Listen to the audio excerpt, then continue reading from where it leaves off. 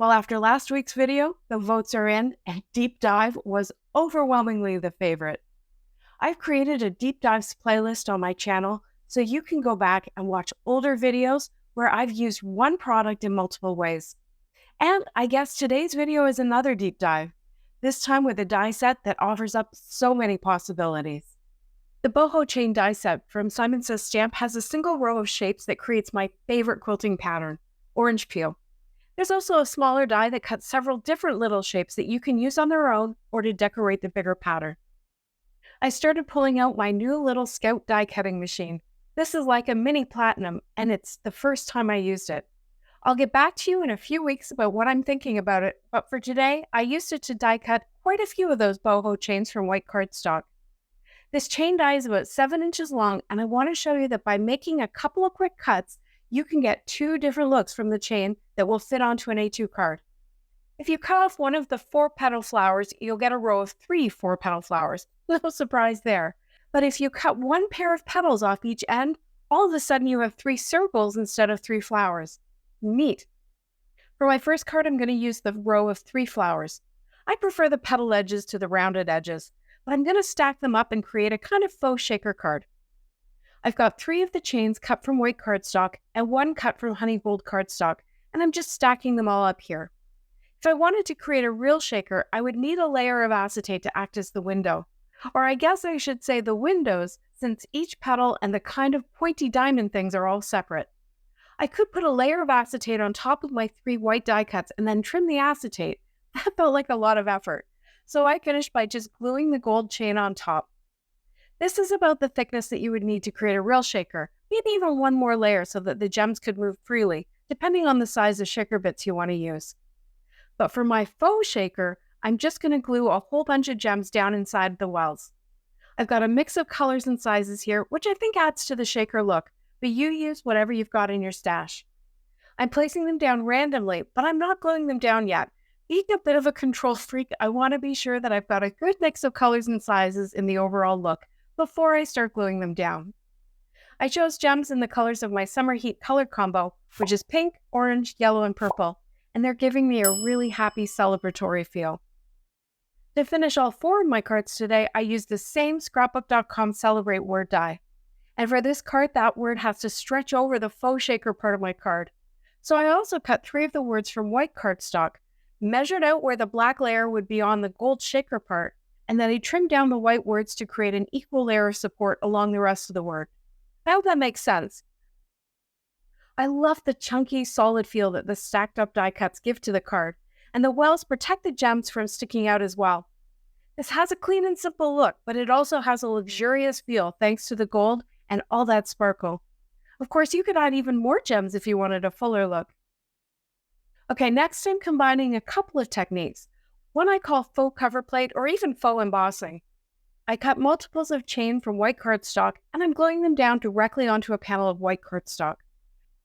When I'm creating a full panel like this, I like to start in the center and use the lines on my mat here to help me line it up properly before building out to either side to create some symmetry.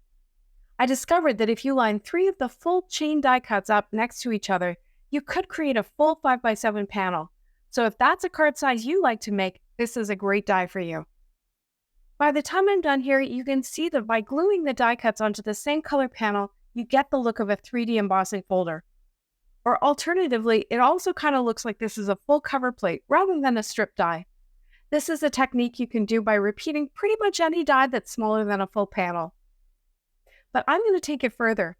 Whenever you cut an outline die like this, especially when you cut it as many times as I have today, you're going to get about 1 million little off-cut pieces. So another look you can get is to add those pieces back in, and I like to add color to them first. I lined up a whole bunch of the little petals or pointy ovals on my grip mat, and I grabbed my inks and micro blending brushes. You don't need such a small brush, but it is handy since I had so many petals, they had to be close together to all fit onto the grip mat at once. But one color isn't enough for me. Oh no, not when it's so easy to create a really dimensional look by masking half of the shape and then blending a darker shade on the other half. See how all of a sudden it looks like the petals have been folded in half and you're seeing the shadow on one side? That's a super easy and really effective little trick for adding some interest. I moved on to my next colors. Again, I'm using the Summer Heat color combination. And if you missed my video a couple weeks ago about the 6 best color combinations for summer, I'll put a link in the description below for you. This one is hot and happy and full of energy. Next, I moved into my purples. I'm using a piece of acetate as a mask, and it has some tape along the edges that helps to make sure that it's always visible when it's sitting on my desk. If I had been more careful about lining up the columns of petals, I might have been able to swipe the darker ink all the way down that left side, but I had to weigh the extra time it would have taken me to line them up against the extra time it's now taking me to mask them each individually. I'm pretty happy with my choice. Next, I started gluing them into my panel. I like a pattern, so I went yellow, purple, pink, and you'll notice that the darker side is always on the bottom side of each petal. Usually when I'm inlaying, I like to have a sticky backer, but with an open design like this, where I'm not laying in those center diamonds, I really needed to add glue to each piece. I put liquid glue into each little spot where the petal went, but you could put it on the backs of each petal if you prefer working like that. And this is where I really wished I had made a 5x7 card and kept the whole thing intact, but I didn't. I cut it down, and I cut it down further than I really should have, and I lost quite a bit of my work. I had a really hard time throwing it out too. It sat on my desk for a few days before I realized that I just couldn't use it, other than to learn from it. But that was a hard lesson. To finish this one, I added 3 of the Celebrate words cut from the honey gold and stacked up, along with some gold dots from the smaller die, and I finished with some of the tiny dots from that small die cut in black. There are things I like about this card, but I'm still a little bitter about that hard lesson. For the next card, I wondered what I could make if I cut all 4 of the flowers in the chain apart. Now, first of all, I had to take care about how I cut them apart, because it's not quite designed to be 4 absolutely full flowers. There's almost like a tiny little bit of overlap where they join up, and that makes sense. So I used my small snippy scissors, and as I trimmed each one, I tried to follow the curve. Now that created a rough bit on the offcut side, so then I went back in and I trimmed those up as well as I could to make sure that everything was as smooth and even as possible. And I built a flower. It's so pretty. I love the geometry of it. Next, I created a circle backer that was pretty much the same size as the flower itself. I used my pink and purple inks on this, and I covered the whole circle with my lightest shade, and then I added the next shade to about 2/3 of the circle, trying to create dimension by keeping the edge as a curve. Then I added the purple to the bottom third, again trying to keep that blend kind of curving to help with the look of dimension. I just blended and blended back and forth until I was happy, and I really kind of overdid it, since the flower is going to be covering up most of this. Next, I added some color with my orange and yellow inks just to the centers of the 4 flowers, and I let the yellow fade out to white on the edges of my petals. Finally, I wanted all these bright colors to pop off a black panel on my card base, but solid black felt super heavy and dark. So I used one of my favorite tricks, and I ran the square through my die cutting machine with a polka dot cover plate die. Then I just kind of let the dots fall out, and I pushed a few more out to try and get a random but somewhat even look of white scattered polka dots all over my panel. I popped up the flower with foam tape in the center, so there's some added interest from the shadows of the petals on that pinky purpley circle, and I added a gold Celebrate. I think the negative spaces of the white dots feel like confetti, which works really well with a celebration card like this. And finally, a different color combination. This is a roll-off sheet from a gel printing session. Hey, I haven't done that in a while, have I? Again, I'm going to create a kind of faux cover plate look, this time with those pointy diamond offcuts. I started from the center again, trying to follow that line with the points. I definitely wanted to make sure I used the gold offcuts, and I filled in all the shapes, trying to keep everything lined up and as straight as possible as I added liquid glue to the back of each piece.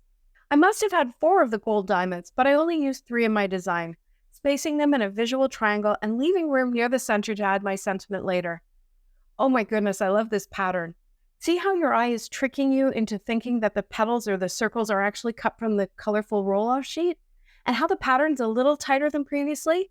And that's because I'm not using the outline portion of the die. And I'm sure you're too nice to say it, but I did not get all those lined up exactly perfectly. I'll show you how I dealt with that in a second. First, to kind of create the cover plate look, I cut a frame from white cardstock by using 2 rectangle dies that were next to each other in size. And then I used the smaller rectangle to trim my pattern panel. So of course it fits right in there, and it looks very neat and finished with that nice edge.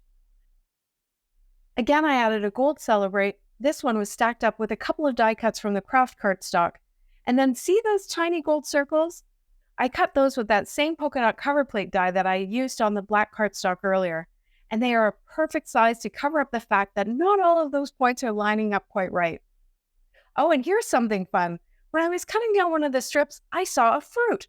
I kind of thought of a pineapple, but it could be an orange, an apple, a cherry, whatever. And you can use the outline or inlay the petals back for a more solid look. I didn't make a card for this one. It's just a reminder to keep our eyes open.